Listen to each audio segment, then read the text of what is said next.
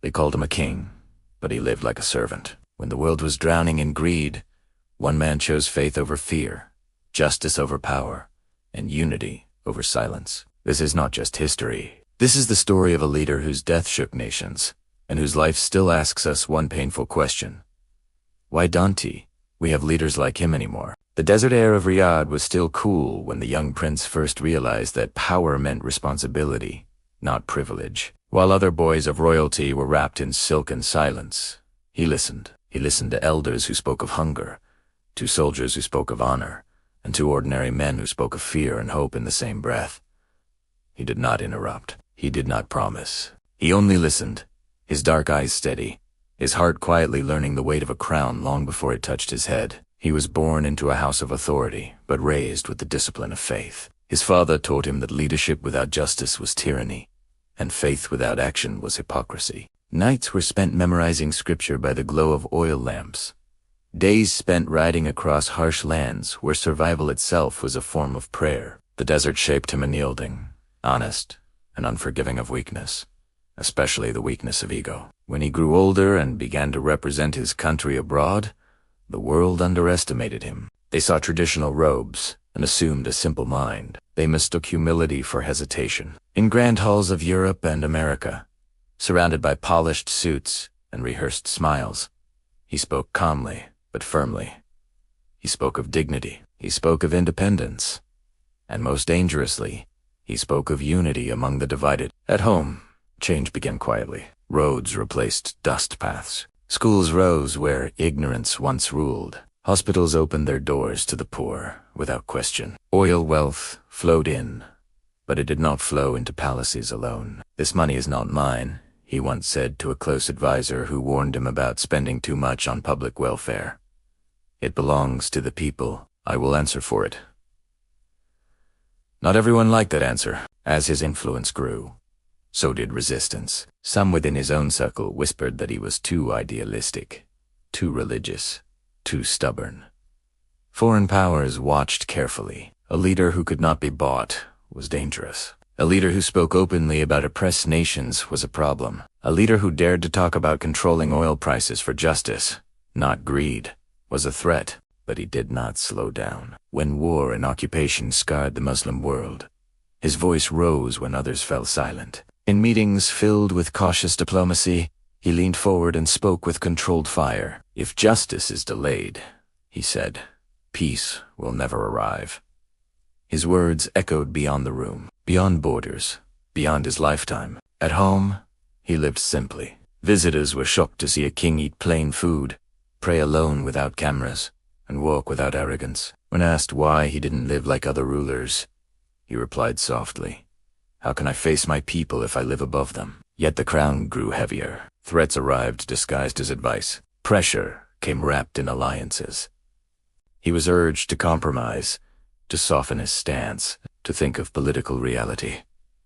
One night, after a long meeting, he sat alone, head bowed, hands trembling not with fear, but with the weight of knowing that standing firm would cost him everything. He chose to stand, and in that choice, destiny began to close its circle. His life serves as a blueprint for leadership, a reminder of what it means to truly serve. We are left to wonder if we will ever see his like again. When the quiet prince became king, the world watched, expecting him to be a puppet.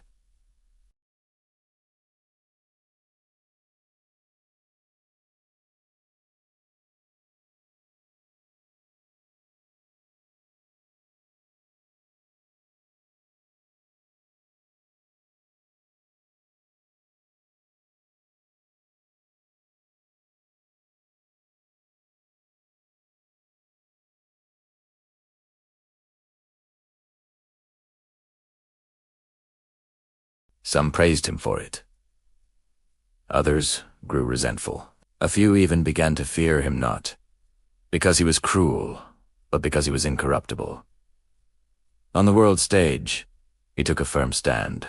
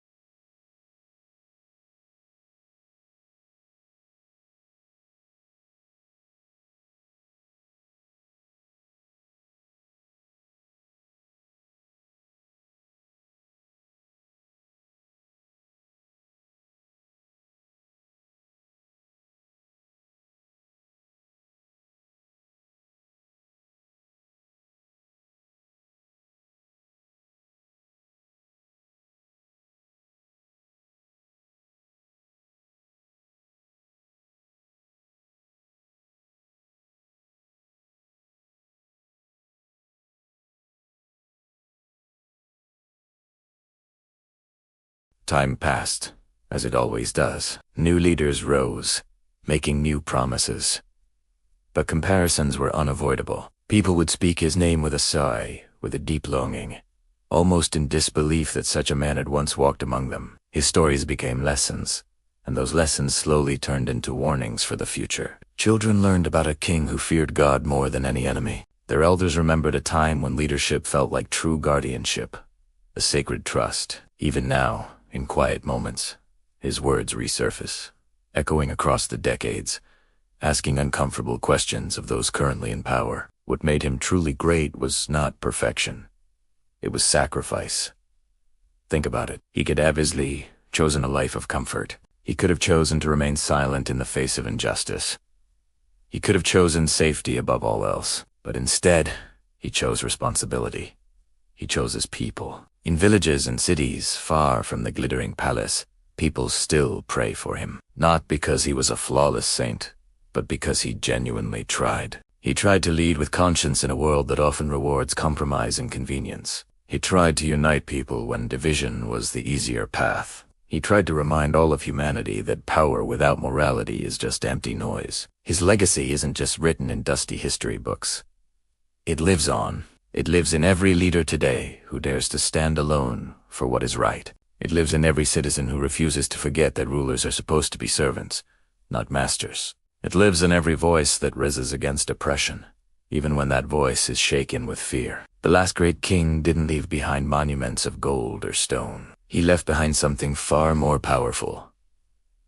A mirror. And today, many are afraid to look into it, because that mirror asks us all the same piercing question.